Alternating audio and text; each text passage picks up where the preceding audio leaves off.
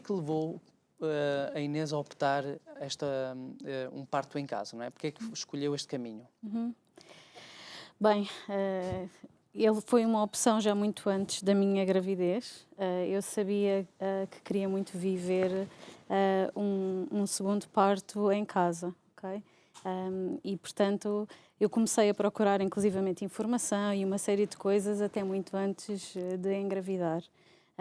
E, portanto, quando engravidei, estava para mim muito ciente que era este o caminho que eu queria, se obviamente a gravidez fosse uma gravidez de baixo risco e com todas as questões estivessem ok. E entrei em contacto com a equipa que eu também já sabia que queria ter junto a mim nesse momento. Eu tive uma má experiência hospitalar, mas a minha opção de parto em casa não teve só a ver com isso. Aliás, tanto que esta minha má experiência fez-me acreditar ainda mais nesta minha decisão. Ou seja, tive uma má experiência, não era aquilo que eu desejava, mas não foi esse o motivo. Ou seja, não foi o fugir do hospital, foi perceber do que é que se tratava parir. E que outras opções é que existiam? Não é? O que era fisiologicamente parir. Okay. E percebi que em casa este meu corpo iria ser acolhido para esse momento de outra maneira. Essa parte do acolhimento é muito importante. É fundamental. Pois. É fundamental. E claro, o saber que aquela era a equipa que iria estar, não é? E que temos toda uma relação que é construída ao longo da gravidez, em que eu conheço aquelas pessoas conhecem, não é? Aquelas pessoas conhecem a minha casa, elas sabem o que é que nós desejamos, elas sabem o que é que nós não é? Queremos para aquele momento, sem que existam expectativas delineadas do que é que vai acontecer. Isso para mim foi muito importante. Eu não sabia o que é que ia acontecer, se iria parir na piscina ou se iria parir noutro sítio qualquer. Não é? Mas eu sabia que aquelas pessoas me iriam respeitar nas minhas decisões e nos meus desejos e até no próprio desenrolar do parto, não é? Que é muito animal, intenso, sim, não é? também. E que muitas vezes ouvimos histórias, não é? De que mulheres são mandadas calar. Não é? Sim. E que são mandadas acalmar. Sim. E que são mandadas controlar-se. Não é? E eu aí tinha muito essa certeza, ok, eu vou poder ser eu, porque estas pessoas vão estar aqui a garantir a nossa segurança, a garantir o nosso, não é? o nosso acompanhamento, mas vão respeitar tudo aquilo que vai surgir, não é? Claro. E que é fisiológico, e que é suposto. E como é que foi o parto em casa? Foi maravilhoso. Sim, foi maravilhoso. Foi assim um momento de renascer, porque com o meu primeiro filho eu não tive a oportunidade de tocar-lhe, nem de amamentá-lo, nem de coisa nenhuma. Fui privada disso tudo e, portanto, receber o meu filho Manel nos braços sem que ninguém interferisse em nada, não é? Sem que ninguém quisesse fazer coisa nenhuma à pressa, foi maravilhoso. E foi mostrar-me que o nosso corpo é maravilhoso, não é? E nós só precisamos de criar as condições para que as coisas aconteçam na maior parte das vezes. Claro que há desvios da normalidade que podem acontecer, mas na maior parte dos partos não é assim. Não é? Criamos as condições e o nosso corpo, não é? Tal e qual como acontece com os outros animais. Sim. Então acha que as coisas evoluíram?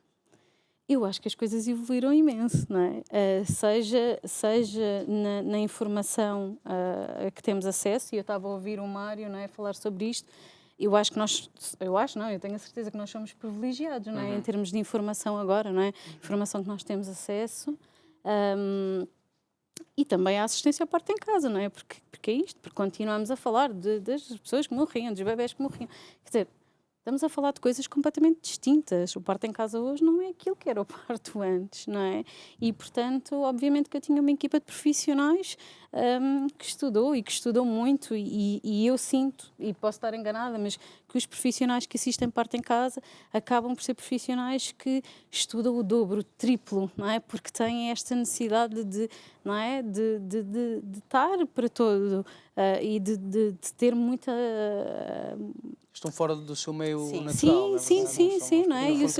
E para se poderem defender também, porque tem de haver uma certa prática defensiva, porque é uma prática que ainda é muito criticada, não é? E por isso tem de haver uma prática com o dobro do cuidado. Não é? Portanto, apesar de Exato. formalmente as pessoas terem essa competência, não é? Formal para assistir a partos, seja onde for, as pessoas habitualmente, para além da sua formação de base, fazem formação adicional, tentam, às vezes até indo para o estrangeiro, tentar fazer formação com outras pessoas que já assistem a partos em casa, ou tirando outro curso que as ajude mais a estar preparadas para aquela assistência. Claro. E como é que funciona um parto em casa? Funciona em termos de a pessoa sabe, a mulher sabe que está grávida, não é? E entra em contacto com o centro de saúde ou com o seu médico e tudo começa a desenrolar a partir daí? Mais ou menos. Isto também é aqui uma questão que se calhar é importante dizer, que é a questão, estamos a falar da questão do privilégio, mas mesmo em termos de classe, não é? Isto a nível nacional, embora não haja muita informação de uma forma muito clara, porque as estatísticas oficiais são muito pobrezinhas a esse respeito, e, por exemplo, não distinguem aquilo que é um parto em casa que acontece por acidente, não é? Porque a pessoa estava em casa e o parto aconteceu, ou estava a caminho do supermercado ou qualquer coisa, não é? E aconteceu um parto em casa. Ou alguém como a Inês que planeou durante a gravidez, teve um acompanhamento diferenciado de mais do que um profissional de saúde em casa, não é? Portanto, isto estamos a falar de coisas muito diferentes. Mas em termos estatísticos, isto é tudo registado como parto em casa, não é? E são fenómenos completamente diferentes. Claro. Mas há aqui uma questão de privilégio que também é importante definir, que é a questão das pessoas que têm acesso a este tipo de informação, que conseguem lê-la, que têm acesso a este tipo de profissionais e que conseguem pagar estes profissionais também. E então isto será maioritariamente um fenómeno de classe média alta, e pronto, essa é a verdade. Portanto, aqui estes profissionais só existem a nível privado, portanto, qualquer pessoa que queira um parto em casa tem de contactar profissionais que praticam de forma independente, não é? De forma autónoma, são profissionais independentes e que são contactados. Alguns deles têm o seu nome na internet, têm alguns sites. Aqui há uns anos atrás, quando eu comecei a investigar, não existia isto, portanto era muito através de outra figura, que é a figura da doula, que aí as doulas estavam mais confortáveis em ter alguma visibilidade, então era muito através das doulas que depois se chegava às parteiras, porque as parteiras não estavam tão confortáveis com essa visibilidade.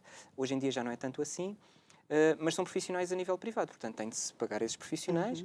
Eventualmente pode-se comunicar ao centro de saúde, ou pode-se comunicar ao obstetra ou à obstetra que está a acompanhar, mas muitos casais preferem não o fazer, portanto preferem fazer um acompanhamento completamente separado e até deixar o acompanhamento que fazem para o parto em casa bastante sigiloso e não comunicar aos profissionais do circuito mais oficial, para não haver logo à partida um julgamento, uma condenação moral associada àquela escolha.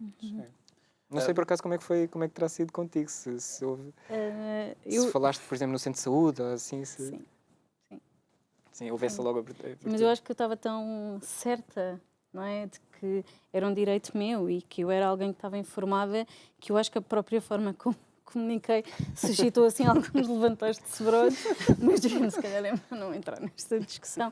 Por isso eu não senti que no caminho tivesse ninguém que, não é? Inclusivamente eu depois, por uma questão de idade, porque tenho 37, deixei o centro de saúde e passei para o Garcia de Horta, que seria o meu plano B. E a enfermeira de saúde materna com quem eu fazia a vigilância sabia também, quer dizer, portanto, eu fui uma privilegiada, acho eu, nesse aspecto, porque as pessoas com quem me cruzei foram respeitadoras, mesmo possam não ter concordado ou não, mas foram respeitadoras e por isso... Sim, e correu tudo bem, a sua experiência foi muito boa e o resultado também está à vista. Nós tivemos a oportunidade de ver o Manel, antes de começar o programa, é lindíssimo, é lindíssimo, é um fofinho, muito giro.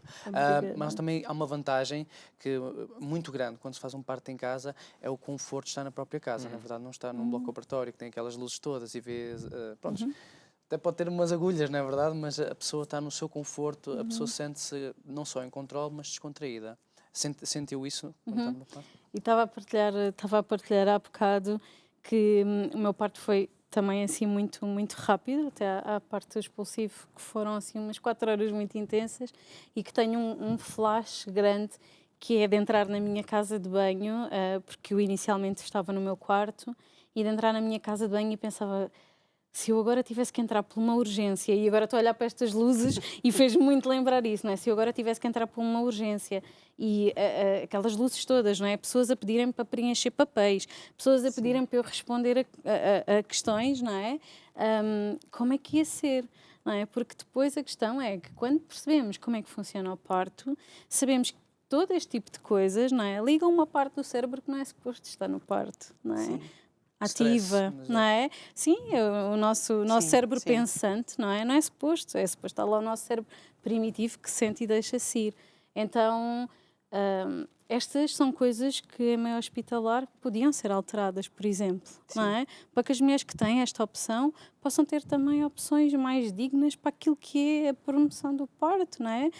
E não estou com isto a dizer que todas as mulheres queiram parto natural, sem epidural. Agora, aquilo que eu acredito é que todas as mulheres queiram sair com experiências mais positivas, não é? E muitas vezes este tipo de interferências, como comentários de profissionais menos agradáveis, ou às vezes até muitas conversas, não é? Luzes, bateres de portas, muitas coisas, não é?